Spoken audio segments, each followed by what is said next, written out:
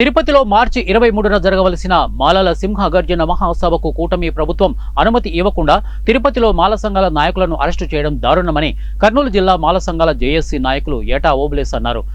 కర్నూలు నగరంలోని మాధవి నగర్ తన కార్యాలయంలో ఏర్పాటు చేసిన విలేకరుల సమావేశంలో మాల సంఘాల జేఏసీ నాయకులు ఏటా ఓబులేష్ మాట్లాడుతూ మార్చి 23వ తారీఖున తిరుపతిలో జరగవలసిన మాల సింహ గర్జన మహాసభ కార్యక్రమాన్ని కూటమి ప్రభుత్వం అనుమతి ఇవ్వకుండా మాలలకు వ్యతిరేకంగా కార్యక్రమాలు చేపడుతున్న కూటమి ప్రభుత్వానికి బుద్ధి చెప్పాల్సిన సమయం తొందరలోనే ఉందని తెలిపారు. ఎస్సీ వర్గీకరణ చేసే సమయంలో ప్రజా సంఘాల నాయకులతో గాని మాదిగ మాల ఎమ్మెల్యేలతో గాని ఎటువంటి చర్చ జరపకుండా కులగణన చేపట్టకుండా ఏకపక్ష నిర్ణయంతో ఎస్సీ వర్గీకరణ చేయడం సిగ్గుచేటని అన్నారు. ఎస్సీ వర్గీకరణ రాజ్యాంగబద్ధంగా నిర్వహిస్తే దానికి మాలలు మద్దతు పలుకుతారని తెలిపారు. తిరుపతిలో మాల సంఘాల నాయకులను హౌస్ అరెస్టు చేసిన వారిని వెంటనే విడుదల చేయాలని అన్నారు. లేని ఎడల రాష్ట్ర వ్యాప్తంగా మాల సోదరులందరూ కలిసి రాష్ట్ర వ్యాప్తంగా నిరసన కార్యక్రమాలు చేపడతామని మాల సంఘాల జేఏసీ నాయకుడు ఏటా ఓబులేష్ తెలిపారు. జేఏసీ అధ్యక్షులు యామల సుదర్శన్ గారిని, ప్రధాన కార్యదర్శి పూటులపత్తు ప్రభాకర్ గారిని, ప్రచార కార్యదర్శి ఏఆర్ అజయ్ కుమార్ గారిని, ఉపాధ్యక్షులు ధనశేఖర్ గారిని, సహాయ కార్యదర్శి చిరంజీవి గారిని, చీఫ్ కోఆర్డినేటర్ మల్లారపు మధు గారిని వీరిని హౌస్ అరెస్టు చేయడం చట్టపరమైన దానికంటే స్వేచ్ఛ హక్కులు ప్రతి ఒక్కరికి ఉంటాయి.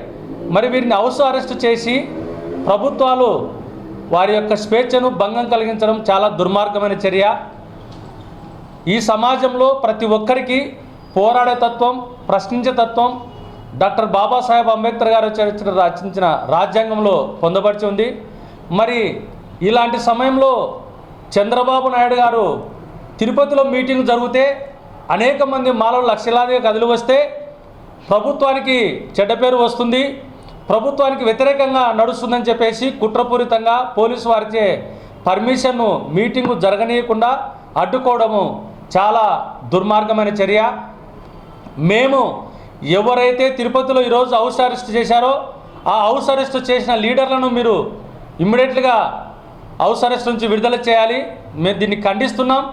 ఎందుకంటే ఈ రాష్ట్రంలో మాలలు మాదిగలు రాజ్యాధికార దిశలో ప్రయాణం చేసే తరుణంలో వీళ్ళిద్దరు ఏకమైతే వీళ్ళ ఓట్ బ్యాంక్ ఎక్కువ, మరి వీళ్ళని ఎట్లయినా సరే రాజకీయ ఓట్లు బ్యాంకు మలుచుకోవాలని చెప్పేసి ఈ ప్రభుత్వాలు కుట్ర చేసి ఐకమత్యంగా ఉన్న మాల మాదిగల్ని విడదీసి వీళ్ళను ఏ పార్టీకి సంబంధం లేకుండా వీళ్ళ మధ్యలో గొడవ పెట్టాలని చెప్పేసి ఒక కుట్రపూరిత ఆలోచనతో చంద్రబాబు నాయుడు గారు ఒక పాచిక వేసి నిన్న క్యాబినెట్లో ఒక ఆమోదాన్ని తెలిపారు.